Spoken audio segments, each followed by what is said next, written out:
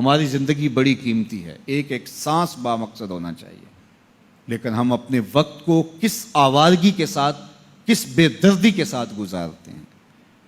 حضرت امام شافعی کہتے ہیں کہ میں نے فقیروں سے 2 باتیں بڑی پتے کی سنی اور انہوں نے مجھے بڑا نفع دیا۔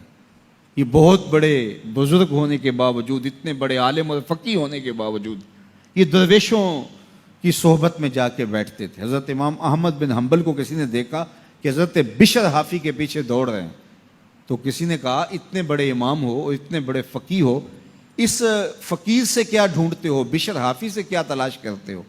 تو حضرت امام احمد بن حنبل نے کہا کہ احمد بن حنبل جس رب کو مانتا ہے، بشر حافی اس رب کو جانتا بھی ہے۔ تو فقیروں کی باتیں بڑی پتے کی ہوتی ہیں، تو کہتے ہیں کہ فقیروں کی 2 باتوں نے، امام شافعی بولے، کہ مجھے بڑا فائدہ دیا۔ ایک تو یہ الوقت سیف قاطع، وقت کاٹ دینے والی تلوار ہے، اگر وقت کو تم کاٹو گے تو ٹھیک، ورنہ وقت تمہیں کاٹ دے گا۔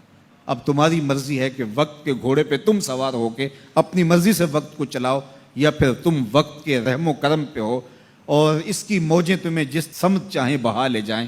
اب تمہارا اختیار ہے کہ تم اپنا وقت کیسے گزارتے ہو۔ دوسری بات جس نے مجھے بڑا نفع دیا وہ یہ کہ اپنے آپ کو نیکی کے کاموں میں لگا دو، ورنہ نفس تمہیں برائی کے کاموں میں مشغول کر دے گا۔ اپنے ارد گرد تانا بانا ایسا بن لو، اپنے حالات ایسے بنا لو، اپنی دوستی ایسی وضع کر لو کہ تم نیکی کے ماحول میں رہو، ورنہ شیطان برائی کے اندر مبتلا کرنے میں دیر نہیں کرے گا اور نفس تمہیں جو ہے وہ شر میں مبتلا کر دے گا۔ تو فرمایا کہ کسی شخص کے اسلام کا حسن یہ ہے کہ وہ بے مقصد کاموں کو چھوڑ دے۔ ہم تو بعض اوقات بیٹھتے ہیں تو گھنٹوں بے مقصد بیٹھے رہتے ہیں اور قیمتی سے قیمتی وقت ضائع کرتے ہیں۔ حضرت اویس کرنی رضی اللہ تعالیٰ عنہ کو حضرت عمر رضی اللہ تعالیٰ عنہ اور حضرت علی المرتضیٰ رضی اللہ تعالیٰ عنہ ملنے گئے، حضور کا سلام دیا، حضور کا پیغام دیا، اللہ اکبر۔ تو ویسے کرنی تو تڑپ گئے نا، چشمان سے آنسو ہیں اور بار بار پوچھتی ہیں میرے حضور کے لبوں پہ میرا نام کیسے آیا تھا۔ حضور نے کہا تھا نا کوئی اویس بن عامر کو ملے اور میرا سلام دے اور اس سے کہے کہ میری امت کی بخشش کی دعا کرے، اللہ اکبر۔